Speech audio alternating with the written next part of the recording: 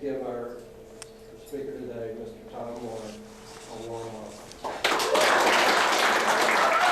Thank you.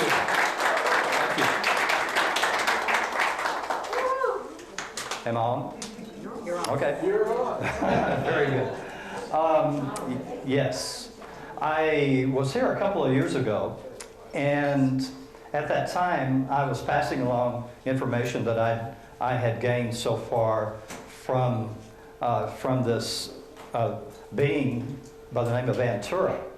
And little did I know that I was going to be doing a book on it, and quite so fast. It seemed that the catalyst for this was a gentleman in Florida, and he reads my newsletters all the time. And one day he sent me all the compilations of all the newsletters. There we go. All the compilations of all the parts of the newsletters where I had received messages from this being. And when I saw it all together, I said, that looks kind of interesting. And I thought, gosh, this would be an easy book probably to do if I could just arrange it by subject matter, because, you know, I'd ask a question like about a mothership, let's just say in 2009, and then another question in 2010, and another question in 2011 or something. And so all of that had to be compiled. And I had a lot of help from people that read my newsletter. That I had about 6 or 7 people that volunteered to edit it and help me compile this. And I asked my guardian angel Theo in one of my what I call active meditations. I said, should I be doing this book? Because I thought I should be doing my next book about him. And he said, Tom, he said on timelines number 7 and 8, and I'll get into timelines in a minute, they're already a little ahead of you. So with that, I knew I was supposed to do the book. And after that, suddenly I started getting all these questions in, you know, just kind of flooding in. It was like it was the right timing, and everybody suddenly were getting downloads to say, hey, I've got to send in a question to Tom. And so that again helped boost the book. It came out, the book is 75,000 words, and I'm already working. I've been told I'm supposed to do a follow-up book, and so today I'll even give you some information that's not in this book that I've asked and will be in the next book. So with that, I'm going to kind of explain a little bit how this process goes on. And there is a scientific principle to this. Perhaps you've heard of the Duke University Rhine tests. They had a sender and a receiver set up, and they were supposed to try and send these images of either squares or circles or stars or whatever to the other person. And this went on probably for 20 or 25 years. And it was okay, you know, it was somewhat successful, but never quite got there. It's my contention, had both the sender and the receiver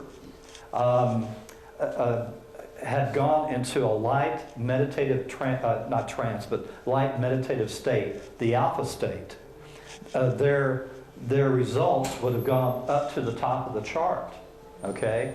And they wouldn't have to be across from each other. They could be across campus, they could be halfway around the world, or as I found out, halfway across the universe.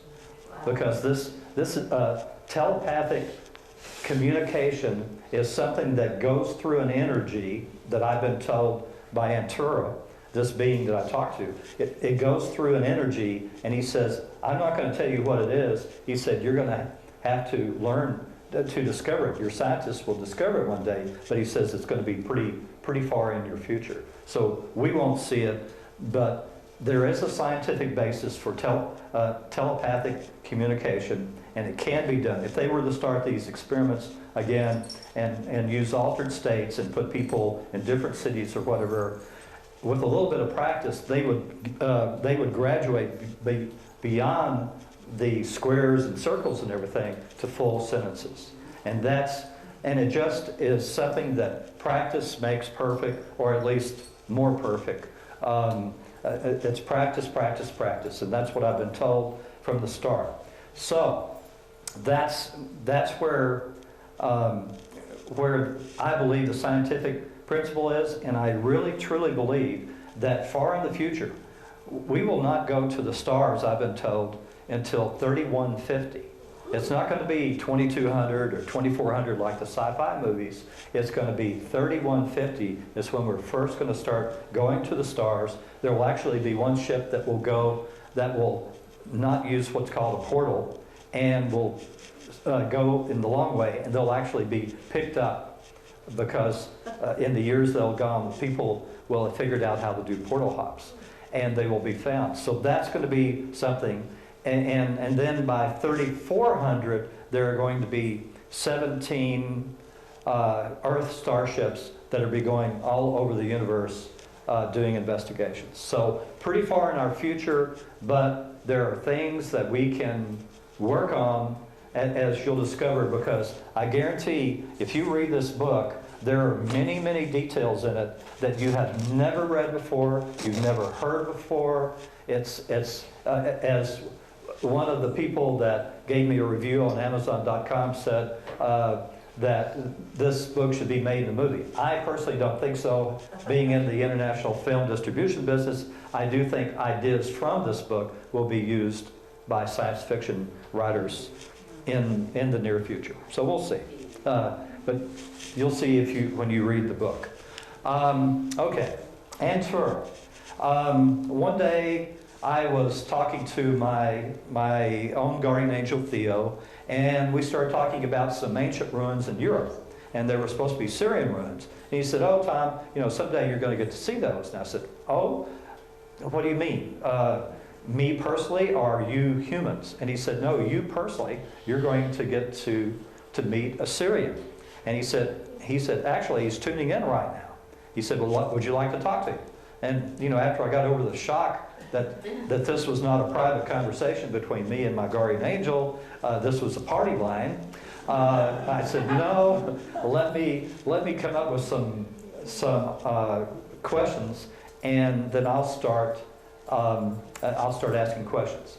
Now, when I started communicating with Antura, I was to find out that he's a member of what has been told to me is called my soul cluster, my soul group. Now, these are fragments of my soul, and there are typically 6 to 12 on average fragments in a soul cluster, all having lives on Earth, hundreds of lives. And this is for our soul's learning and benefit. Okay, so it turns out that Antura is a member of my soul cluster. So it's like, we're really good buddies. It's like, the communication is even easier because it's almost like twins on steroids, I've called it. Because it's just an easier communication. And I asked him, "Well, when was the last life that you had on Earth with me?" And he said, "Oh, it was back in Atlantis, where I was one of your tour guides, because 200 years before Atlantis sank into the ocean, I had about 1 million people requesting benevolent outcomes, which is what the Gentle Way books are about. And so earthquakes are getting worse and worse. There was a war between the sons of Belial and the Lawborn. I'm sure lots of you have read about that in the Edgar Casey books and all. And so I migrated with several thousand of my followers through Portugal and what's now Spain onto Egypt. And supposedly I became the first priest there because I smuggled out these healing instruments from Atlantis, and I was healing people in Egypt. So he was one of my tour guides, as he called it, to help people get to the promised land or whatever. So when I started talking to him, he said, "Tom," he said, the rules that we're going to be under are going to be the same as with your own guardian angel, okay? And it's going to be that I'm that you can ask questions to me. You can't ask general questions. You can't say, well, what do you look like? And I give you my whole description. You've got to ask question by question by question. So I found out that he's amphibian. He has 4 fingers and toes, and they're webbed naturally. His skin color is a blue, and it's more of a blue towards a dolphin as compared to a bright blue, from what I understand. He says it's beautiful, okay? And he has no hair. He has only 1 gill behind one of his ears, okay? He says pretty unnoticeable to most people.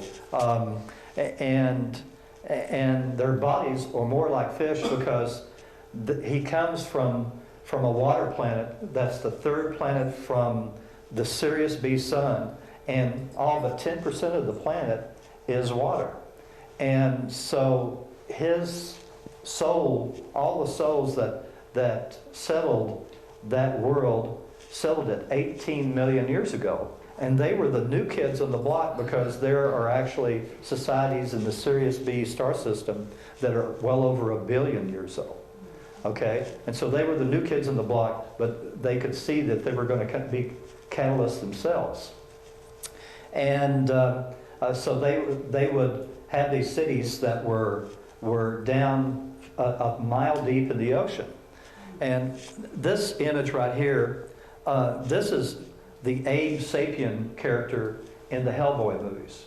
That's as close as I could find to something that looked a little similar to Antura. So you can actually go and Google Abe Sapien images, and you'll find that there are a number of different kinds of views of this, but that's as close. And Antura says that this was actually sort of downloaded into the writer's imagination, if you will, when he was writing the screenplay or the books for Hellboy, these images. So, and there are actually, if you've ever seen the Hellboy movies, there are actually humanoids in the universe with horns.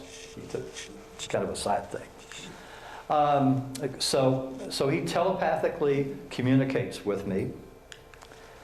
And as I mentioned, you have to understand, this is my first time I'm using the PowerPoint presentation. So I may get a little ahead of myself and back up. But so you guys get the first one. And the cities are 1 mile deep. And they started building, they lived in caverns for protection, and then they started building on top of the caverns. So now they have these big bubble cities that are like 1 million people or whatever. So now we get to the next thing. He started giving me a timeline of things that are going to be happening.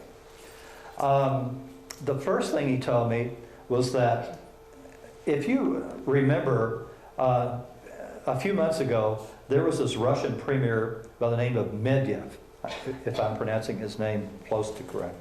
And at the end of some conference with all these news people around him, he supposedly didn't know that a microphone was still on, and happened to say, oh yeah, we had lots of files on ETs. And Turo told me it was like a trial balloon that they were putting up to see if the Russian people would be scared to death or what. And they found, oh, that's interesting, tell us more, kind of deal. So supposedly, somewhere around November of this year or so, the Russians are supposed to release their secret files on all their ET communications. Okay, now that's what's supposed to happen. Now keep in mind, I have found on probabilities, when you start dealing with humans, you know, things can move back and forth. Why that? You know, because we're human and we're writing the future as we go. But that's going to be the first thing. In 2015, the Pleiadians are going to arrive. Okay, and where are they going to land? They're going to land in Russia. So he who is the first one to start, you know, publicizing what things are really about. There's going to be a contingent of Pleiadians